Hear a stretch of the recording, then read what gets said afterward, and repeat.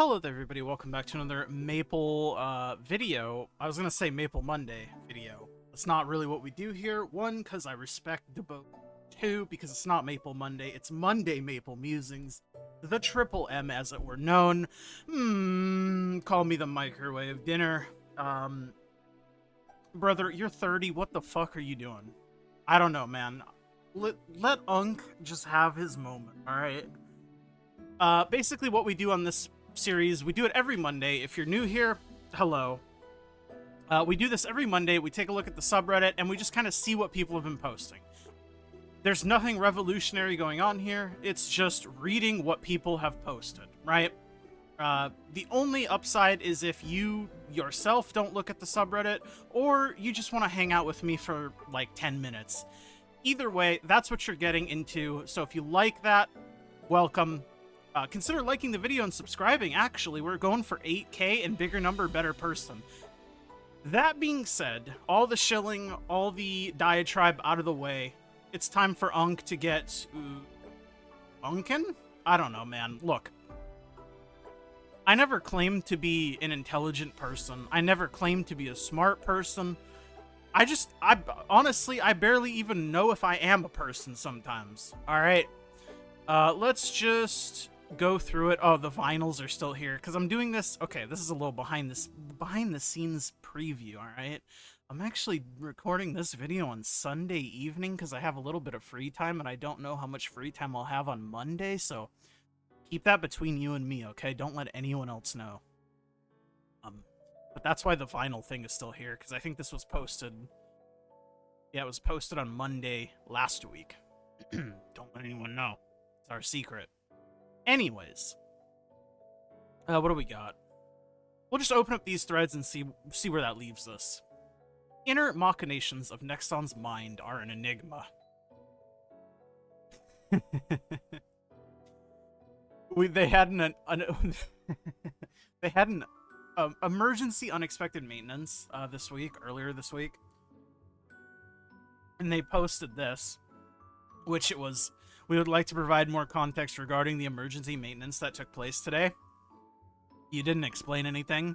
Thank you for your patience and understanding. They just don't explain anything. Yeah, there was no explanation.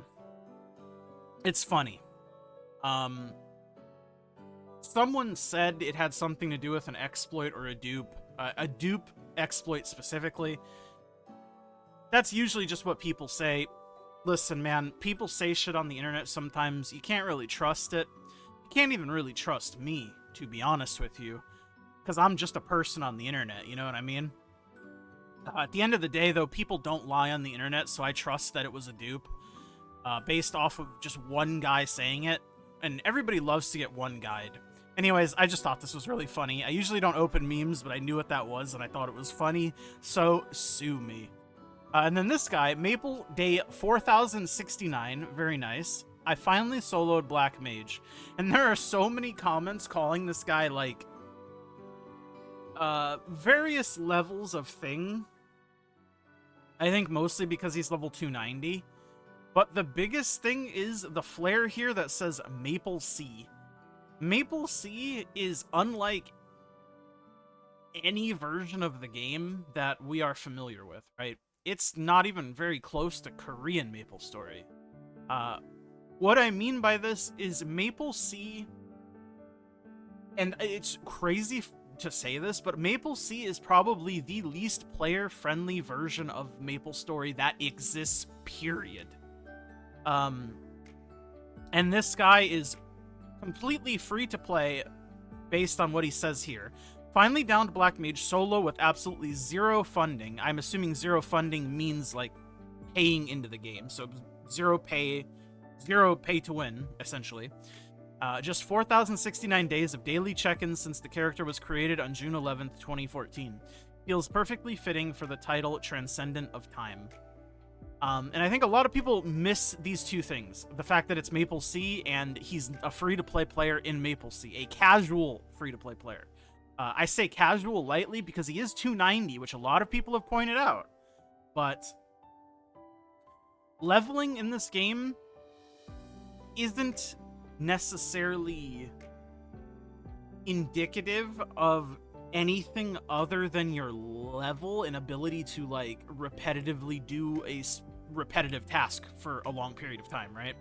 Or at least consistently over a long period of time. And again, especially since this is MapleSEA. MapleSEA changes everything. I just wanted to make this clear because I think a lot of people were rightfully shitting on, or unrightfully shitting on this guy. Not rightfully shitting. You should never fucking shit on people unless they're being dickheads. Okay? That's just like my opinion, man.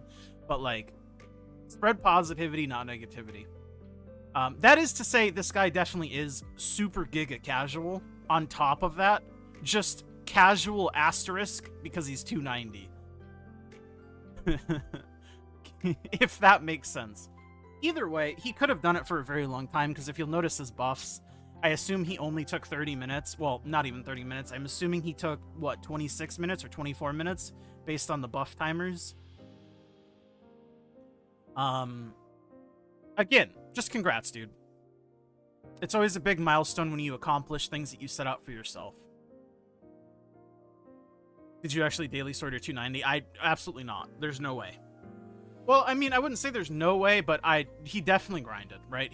There's an amount of grinding that took place.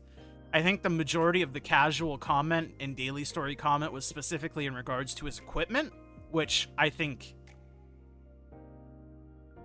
is pretty reasonable given that he did like a 26, 24 minute solo, whatever it is. I can't really see the buff timers. I think that says 6 left, so it'd be a 24-minute solo. I guess his VIP has 37 minutes left, so yeah, that would make sense. 23 minutes. And then he spent like a minute in the box room, so it's like a 22-minute solo. That is not to say that a 22-minute solo isn't like pretty fast, but like he's been able to do this for a very long time, right? But his gear isn't maybe necessarily what you would expect a 290's gear on interactive to be. But it's MapleSEA, right? Keep that in mind. That's all I'm trying to say. Most 290 players can kill BM in 10 minutes faster if they are on interactive. Can vary depending on class, but definitely not more than 15. Yeah, this is what I was meaning. Like, it's not so much that his BM solo is slow necessarily, but compared to like his level and what you would expect a progressed player at that level to be like, it is comparatively slow, right? And again, it doesn't really matter. The dude did it. I'm happy for him. Congrats, buddy. This game looks so unrealistic to play daily story outside of heroic. To be fair, again, this guy is on MapleSEA, and he's definitely casual in the sense of like gear progression. On top of that, he's not casual in the grinding sense, but casual in the gear progression sense. But you definitely can play interactive if you wanted to. It's definitely possible. It's just, I think for a lot of people, if you're going to be a daily-only gamer, it just makes more sense to play Reboot. And if you're a heavy grinder, it probably makes more sense to play interactive. That's my thinking. Again, opinions do be opinions. No shot you're 290 and just soloing BM, that's so insane. I mean, again, people do things at different speeds. And also there was like really no reason to solo BM previously. Like you can see in the picture that he's doing it because of the champion mission. So I'm assuming MapleSEA has Legion champions and shit, so he was doing it for the champion mission. That's my understanding. And before then, you could just join a random 6 party for the Crux to get your liberation. And before that, like, what are you solo killing it for? The crystal, I guess? But I'm lazy. I get it, man. Anyways, I'll stop yapping on this. Congrats to this guy, though. I just wanted to bring up some points because I saw a lot of people when I first saw this thread, I saw a lot of people mistakenly not realizing it's MapleSEA and a guy who didn't pay whatsoever in MapleSEA, the notoriously pay-to-win version of the game. Not to say that, again, he isn't casual, but yeah, just wanted to point that out. Is what it is. Discussing why exploration in Victoria Island doesn't exist anymore. I saw this, and I thought it was an interesting write-up. And I think Well, here, let's just read it. The argument that people were just kids or it's just nostalgia feels a bit dismissive of what actually happened to the map. I think one of the contributing reasons why modern Victoria Island feels so empty in comparison is ironically enough that the new areas added don't offer much outside of being starter towns for a single class or a singular mini dungeon. Elinol, LUL, Magician Association, Elodin, Ramu Ramu, Pardum are sort of nothing burger locations that the world map gives equal visual representation to the towns that should be of greater importance. There were spiraling paths everywhere, hidden portals to cool hunting grounds, multiple entrances to Sleepywood that each felt unique and cool. Every town had a transition point between two towns that had a unique path to travel and explore. Every path to Sleepywood felt a bit dark and strange, out of the way and taboo. Perion and Alinea felt like they had proper elevation. As you explored, you'd find cool set pieces related to nearby towns like Ruins by Leth Harbor. People say this is an issue of rose-tinted glasses, but I disagree. The sense of exploration wasn't just because we were kids that had more free time, it's because the maps were legitimately better suited for exploration back in the game had a bigger focus on platforming. In the end, it's almost a sad necessity since the modern map is way better for player experience because it's easy to find and click on icons and teleport to them. Comparatively, the new map is certainly functional, just depressing, especially when compared to other maps in MapleStory that still have a sense of exploration. So there's a couple things that I wanted to say to this. And I don't necessarily fully disagree, but I also don't agree. I think, and this, I'm not sure what the opinion on my take on this would be, but this is what I truly feel, and I've thought about this on and off, especially since I've been playing South Parry, the classic MapleStory roguelite. The last couple, well, I haven't been playing it consistently, but I started playing it about a week ago now, and I've made a couple videos on it. It's been enjoyable, and it's gotten me thinking about old MapleStory. And specifically, I think it's definitely more than just people were kids, absolutely. But I definitely do think there is a lot of stock in people being younger. Typically, if you're younger, you're more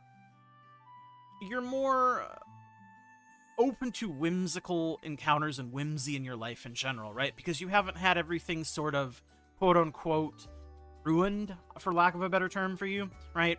As a kid, you know, everything's magical, mystical, bigger than life feeling. Especially in a video game like MapleStory. And I think the biggest contributing factor, and I do believe this 100,000,000%, the biggest contributing factor I feel for why the map and exploration felt so much different back then versus now is simply because our lack of information or access to information back then. What I mean by this is, yes, there were websites like Hidden Street. There were websites like, fucking, what is it, Tippet? Is that RuneScape? I cannot remember. There was like a fucking, it was like an orange MapleStory website.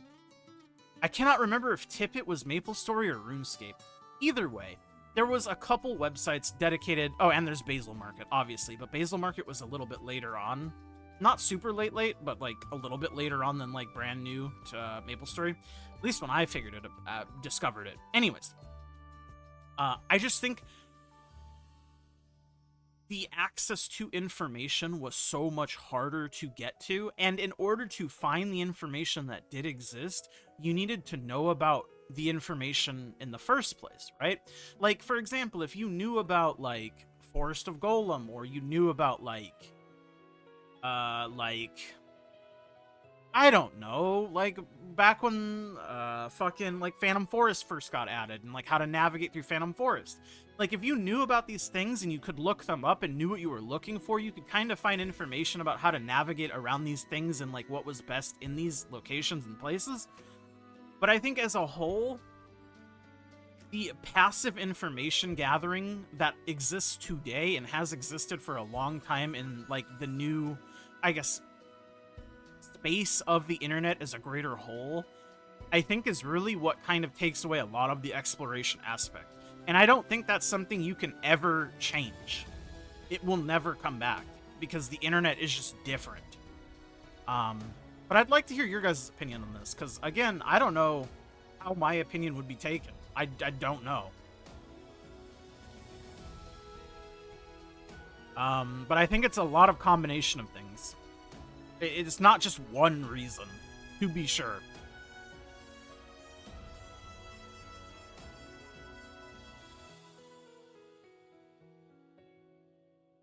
Kind of browsing over.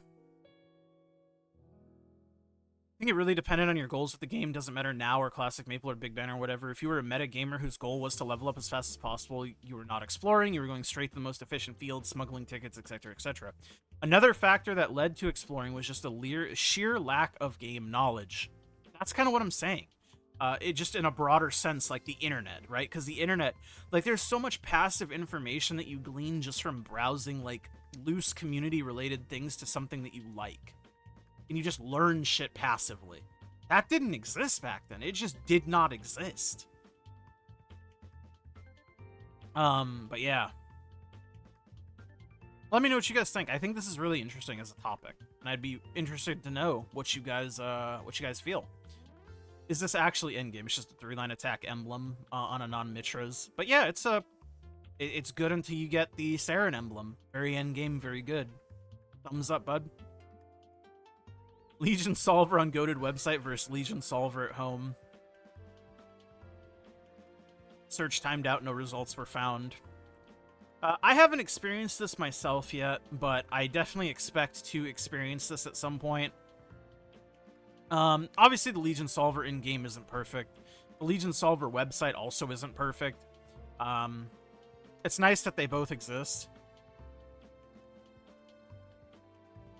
You want to hear a crazy idea? If a system of your game becomes so complicated that you have to add a feature to essentially solve it for the player, it's time to drastically simplify that system. I 100,000,000% agree. Could not have said it better myself. Anyways, I think that does it for this week's episode of The Microwave.